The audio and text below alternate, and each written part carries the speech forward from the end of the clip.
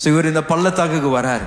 ஈசாக்கு பள்ளத்தாக்கு வந்த பின்பதாக அவருடைய தகப்பனார் பல கிணறுகளை தோண்டி, ஏன்னா அந்த நாட்களில் வனாந்திரம், எல்லா இடத்துலையும் வனாந்திரமா இருந்தனால ஆட்டு மந்தைகளை இவர்கள் மேய்த்து கொண்டிருந்த பொழுது மிக அவசியமான ஒரு காரியம் என்ன அவங்களுக்கு தேவைன்னா தண்ணீர் தேவை.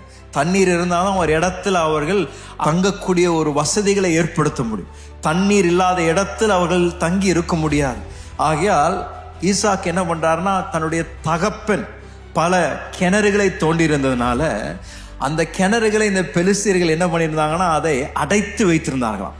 அதை பயன்படுத்த முடியாத விதத்தில் அவர்கள் அடைத்து வைத்திருந்த கிணறை என்ன பண்றாருன்னா, இவர் மீண்டும் அதை சரி செய்யறார். இந்த அடைத்திருந்த கிணறை அவர் சரி செய்து இவர்களுடைய வேலைக்காரர்கள் எல்லாம் சேர்ந்து அந்த கல்லெல்லாம் எடுத்து மீண்டும் அந்த கிணற்றிலிருந்து தண்ணீர் வரும்படியாக இவர்கள் பிரயாசம் எடுக்கிறாங்க.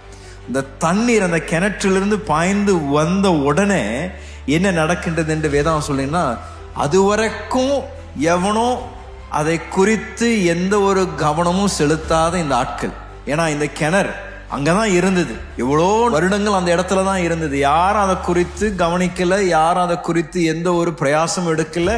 அவர்களுக்கும் தண்ணி தேவை இருந்தது தான், அந்த மற்ற மேய்ப்பர்களுக்கும் பெலிஸ்தியர்களுக்கும் தண்ணி தேவை இருந்தாலும் ஈசாக்கு எப்போ போய் அந்த கிணறை அவன் திறந்து மீண்டும் தண்ணி வரும்படியாக அவன் பிரயாசப்படுறானோ அப்போ உடனே அந்த தண்ணி வந்ததை பார்த்தோன்னு எல்லாம் வந்து என்ன சொல்றாங்க, இது எங்க கிணறுடா, கிளம்பு, இந்த இடத்துல நீ இருக்க முடியாது, இது எங்க கிணறு என்று அவனோடு கூட வாக்குவாதம் பண்ணுகின்றார்கள் என்று அவனுடைய வார்த்தை சொல்லி.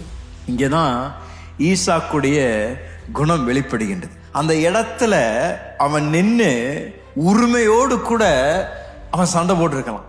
இது எங்க அப்பா தோண்டின கிணறு, இது எங்க குடும்பத்துல எங்களுக்கு கொடுக்கப்பட்ட சொத்தையா, நாங்க தான் இந்த இடத்துல, நாங்க தான் இதை தோண்டணும், நாங்கள் சந்ததியாக நாங்க இந்த இடத்துல இருக்கும்படியாக தேவன் எங்களுக்கு தந்திருக்கிறார் என்று அங்க நின்று அவங்க சண்டை போட்டிருக்கலாம்.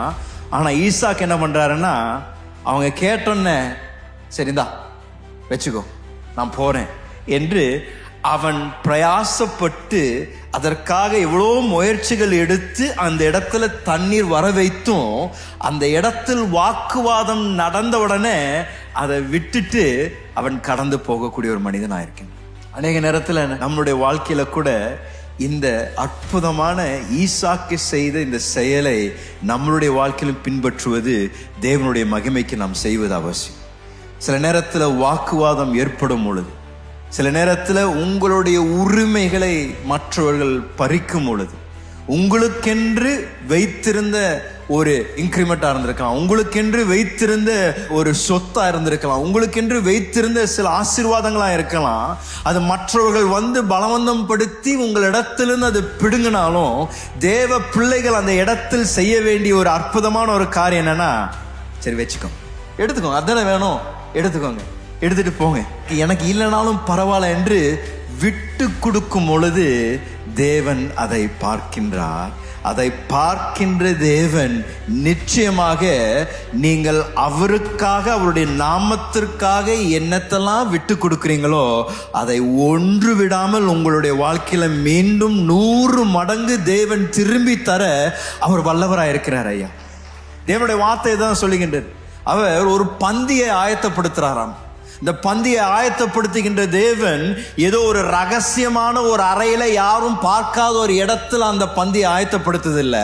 அவர் பந்தியை ஆயத்தப்படுத்தும் பொழுது எங்க ஆயத்தப்படுத்துறாருன்னா, நம்முடைய சத்துருக்களுக்கு முன்பதாக அந்த பந்தியை ஆயத்தப்படுத்தி அந்த மகாபெரிய பந்தியை நமக்கு கொடுத்து அதோடு கூட நிறுத்தல, அதே இடத்துல சத்துருக்கள் நம்மை பார்க்கும் பொழுது நம்முடைய தலையை எண்ணெயால் அபிஷேகம் பண்ணி, இவன் என்னுடைய குமாரன், இவன் என்னுடைய குமாரத்தி, இவனை நான் பிரித்து வைத்திருக்கிறேன், இவன் மேல் நான் பிரியமா இருக்கிறேன் என்று எல்லாரும் அறிந்து கொள்கின்ற விதத்துல தேவன் நம்மை எந்த இடத்தில் அவமானத்தை நாம் சந்தித்தோமோ அந்த இடத்துல கனப்படுத்தும் தேவன் வல்லவராயிருக்கின்றார்.